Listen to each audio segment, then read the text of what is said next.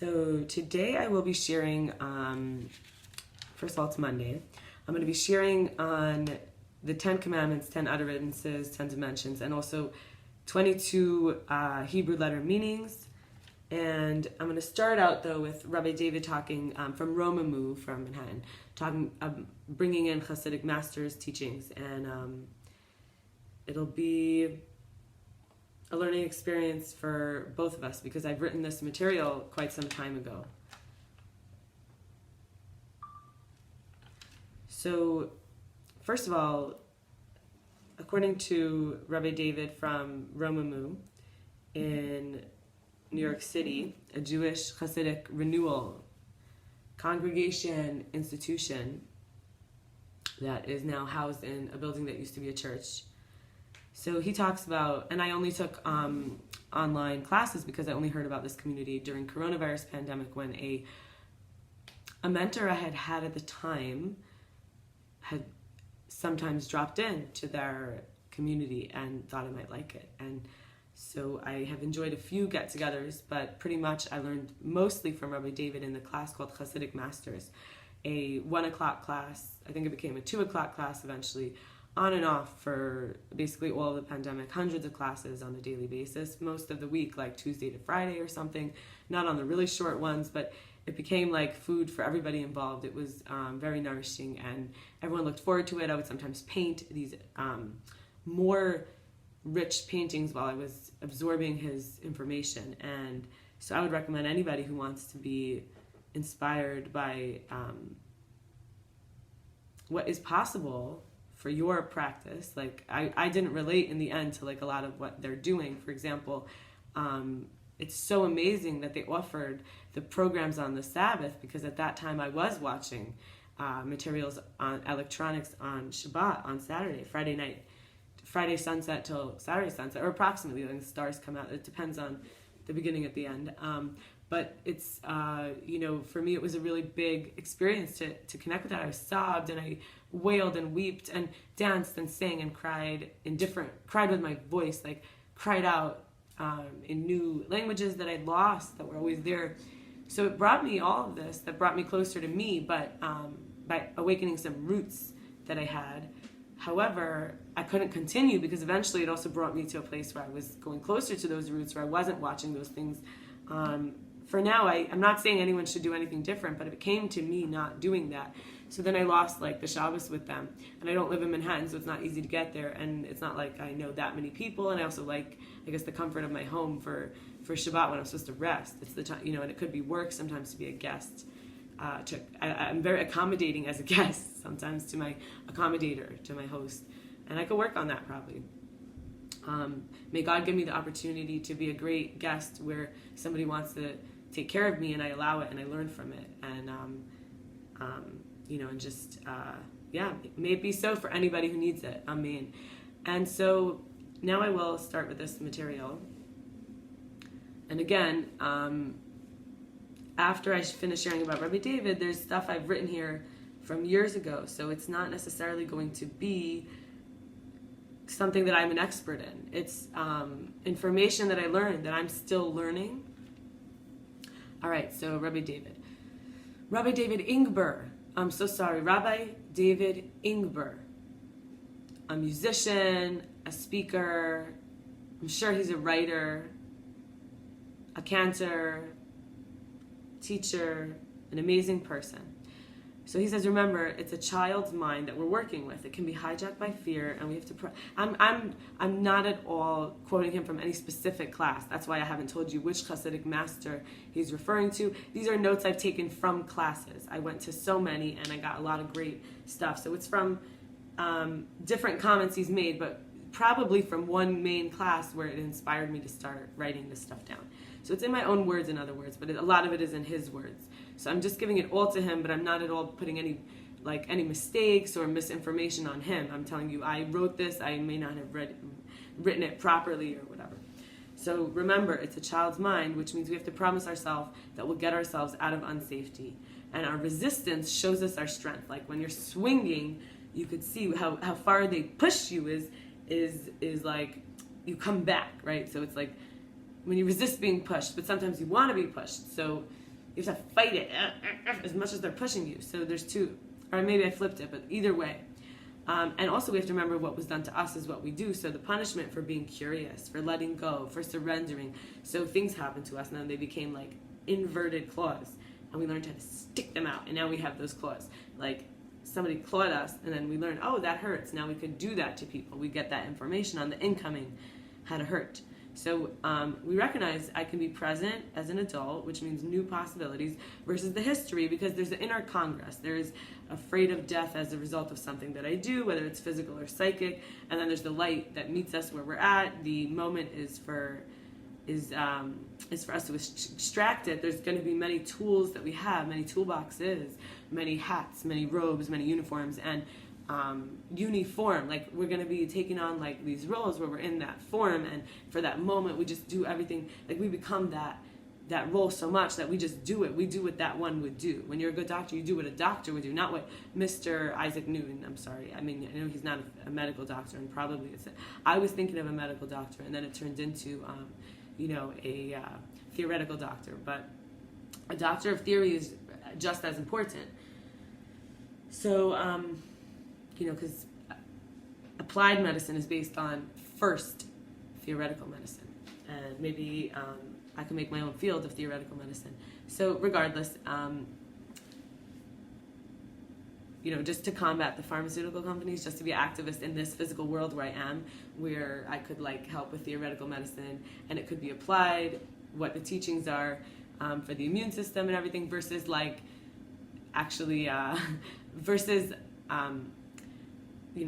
introducing a lot of chemicals constantly. So but I don't know. I mean, maybe I need more chemicals. Maybe I'd be better if I had more chemicals. So I'm not saying that I have the answers. I'm just saying that we can open to this limitless possibility that we can be safe as we continue to intimately discuss within the soul of ourself and our inner Congress whether it's appropriate for me to act or be passive. And we have to be fully human before we can be transformed. We have to fully be affected before we can be affected before we can be effected. So in this new possibility, we have to say in all our veryness is how I think he said it. The very quality to us, the very, we want love, being seen, we want to feel valued, known, we want to be cherished as we are, and there is this making peace with the destructive and creative energy that comes through us, the same way it comes to me into the world. So it comes through me as it comes to me.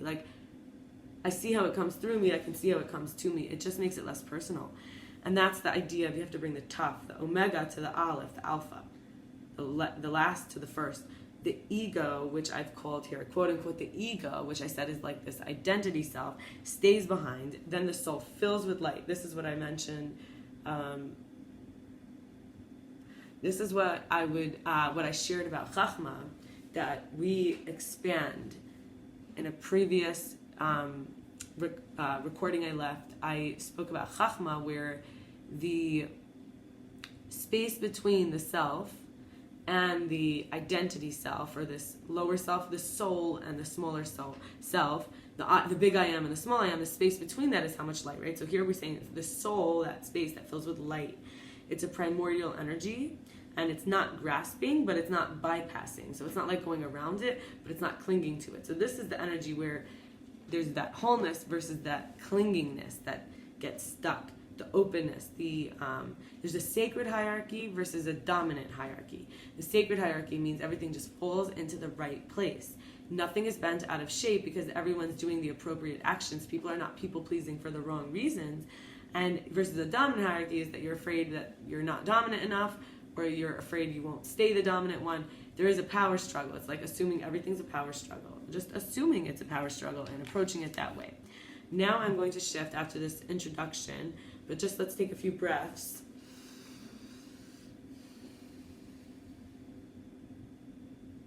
I want you to imagine your spine from the top to the bottom and just take in a breath where the breath comes in through the top of the head and goes, when we exhale, we're going to release it from the bottom of the spine. So just slow it down.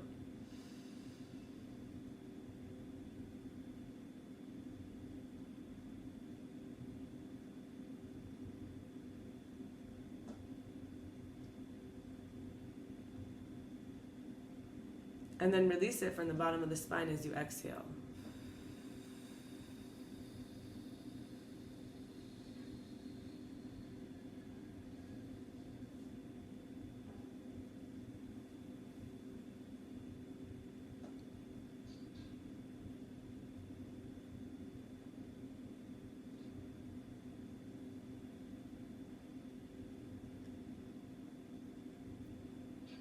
And this next breath in, the opposite way, we're going to breathe in.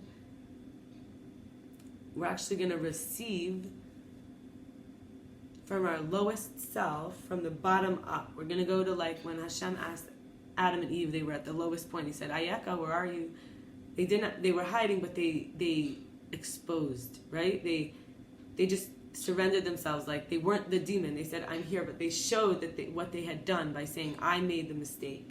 So God says you can always return, right? Just say sorry. Just say I did something wrong. Just recognize what's wrong and then do right. Correct it. Just correct. Teshuvah and tikkun. Correct it so that you now do it. My friend always says, cough, truth, like that. Do correct action, correct intention. Line up correctly and allow this energy of correctness to reveal the possibilities and the space and be open to making mistakes and be open to learning and growing and stay humble. And that's what redeems us, really. So, all right, so 10 utterances, 10 dimensions, 10 commandments, right? So life protects life. I'm going to actually say the ones God said first. That makes more sense. And then say how we can look at it through ourselves here now, like ways to practice this. Because I heard someone say that they do not identify with the 10 commandments. All right, so I am the Lord thy God, do not have another. That's life protects life. Do not make or worship idols. That could be all for one and one for all. And you're welcome to write this down and use this. These are just things I'm sharing from my own yichud, we call it, the oneness with the Creator. For me, that I got this information free to be used and shared. For me, it's the truth, and I believe I'm doing the right thing by telling it to another, however many.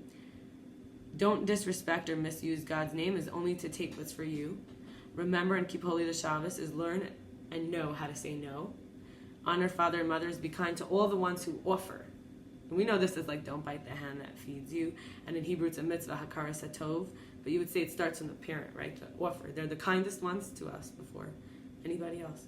Do not murder is letting opinions exist saves energy, which is like the path of least resistance, right?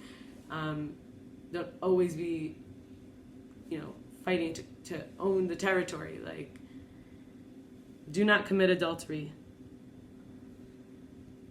It's like become whole. Do not steal, judge favorably. Not like, oh, they're not worthy of it, I'm more worthy. Like, that's where it all starts from. Like, I am more worthy of this because I need it more. We're not judging them favorably that they, It's hard. Appearances make it very hard to judge favorably sometimes. Do not tell lies or bear false witnesses, be genuine. And do not be envious, is respect differences. So God is jealous and desires our complete loyalty, allegiance, where we don't place anything above or anyone, above God. 2, no artwork, construct, man-made statue or image accurately represents God. Only God is worthy of that worship. 3, no mishandling, speaking in vain or lightly using. Now I wish I did it before, where I did all 3 of them together, the 10 utterances, dimensions, from the 10 commandments.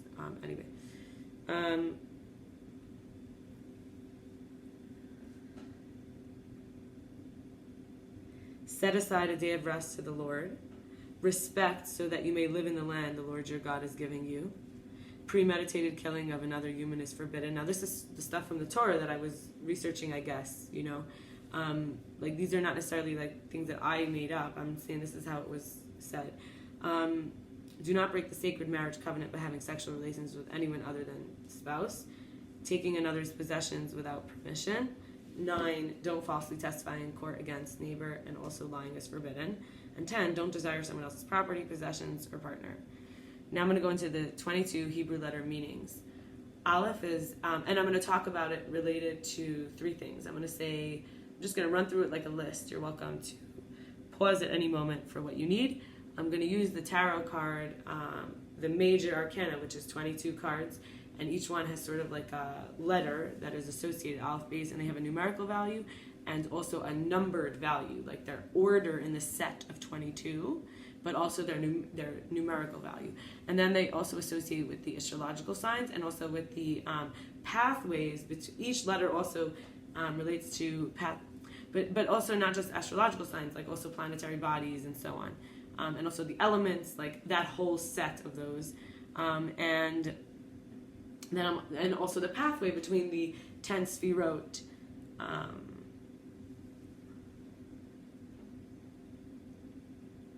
the way that they're arranged in the tree of life. And finally, there's 5 places that the sounds come from in their actual utterance, and I'm going to say which letters match which place, and we can maybe do a sound.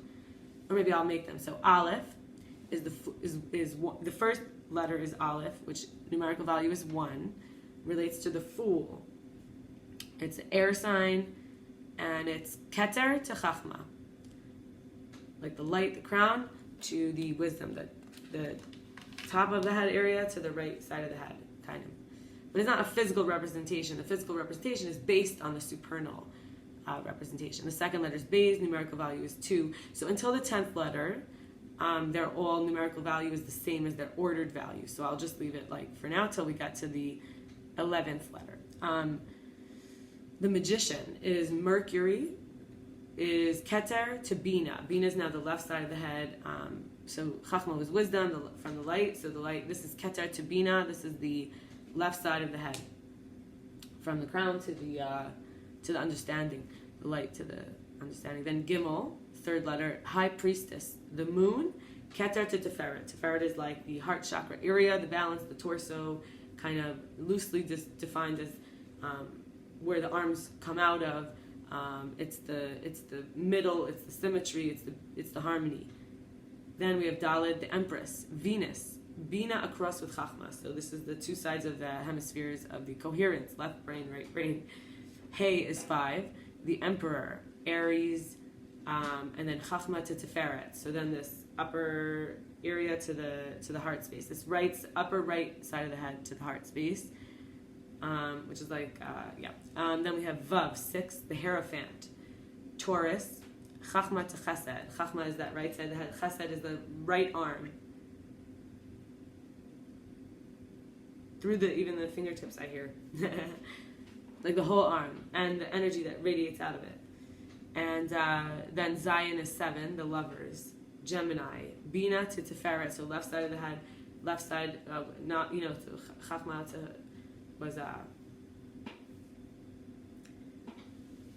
Chachma was wisdom, and then Bina is knowledge, so you have knowledge to the heart now, and then, or like application, discernment, criticism, like not negative criticism, just the ability to be correction oriented. And then we have 8, the chariot, Ches. Ches is letter 8. Sorry, Ches, letter 8, number 8.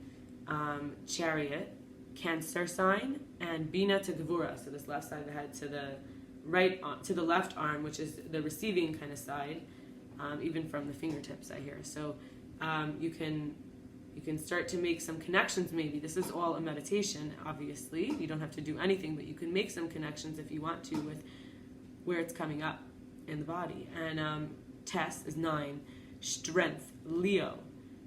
This is Chesed, the strength card, Leo sign, Chesed across with Kavura. So the left side to the right side, not with the middle as the middle, but those two in connection. Then you have Yud 10, the hermit, Virgo sign, and then Chesed to Tiferet. So the right arm to the middle. Then we have 11, Chaf. Now the numerical value goes to 20. We're now going to be halfway through after this one. This is the Wheel of Fortune sign, the planet Jupiter, and this is Chesed to Netzach, the right arm to the right leg area. Chesed is like expansion, kindness, generosity, loveness, like, and that's Jupiter, right? So Netzach is like forward, victory, yes, strength. The right side of the body is said to be more like the masculine side, the radiator side, and then the left side is said to be more receiving, more embodying. Then we have 12, Lamed, which is numerical value is 30. It's Justice card, Libra sign, so those match. The Libra sign is very much related to justice and judicialness. And that's Gevura, the judgment side, the withholding side, the power side, restriction side, contraction side, edge side, to Tiferet, to the heart space. Then you have 13th letter, Mem, numerical value 40. The card is the Hanged Man. And then the water sign, water element, and then Gevura, this left arm, to Hod. Hod is splendor, gratitude. Oda, it's very related to like Moda'ani, which is the morning prayer of gratitude in the morning, or Hoda'ah, which is like gratitude. Oda Hashem is to be grateful to the Creator.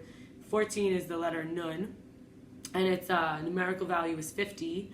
It's the death card. It's the Scorpio sign, and it's Tiferet, this heart space area, to the right leg, Netzach, right? Victory.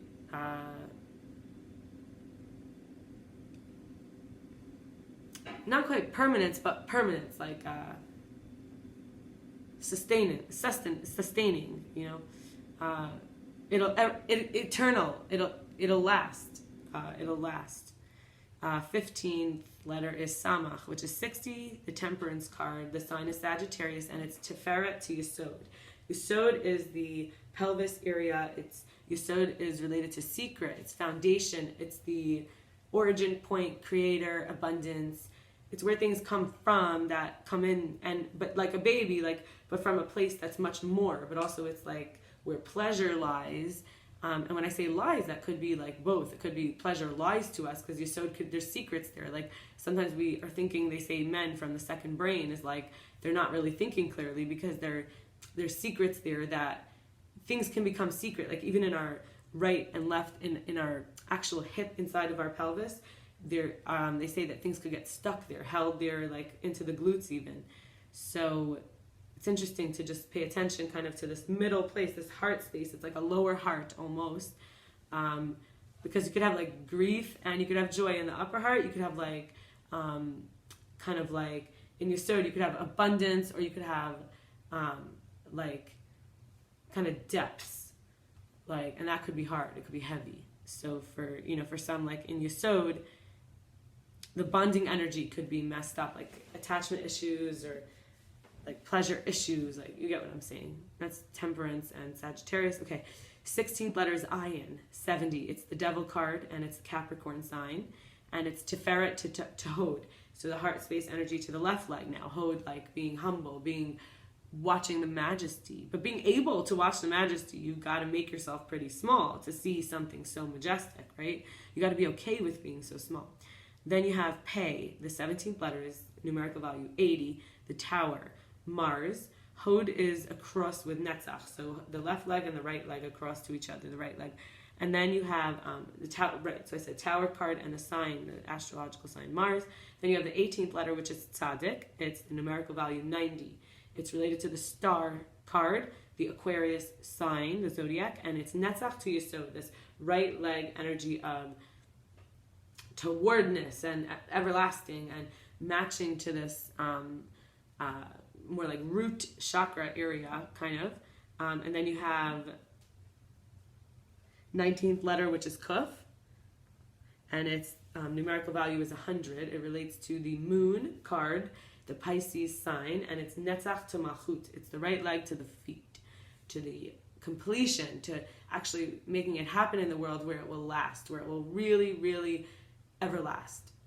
And it's making a difference, having an impact, and it really does make a difference into the world. Then you have the 20th letter, which is Reish, numerical value 200, relating to the sun card, the sun body, like the sun being, the sun itself, as its own entity. And then Hod to Yesod, the left leg of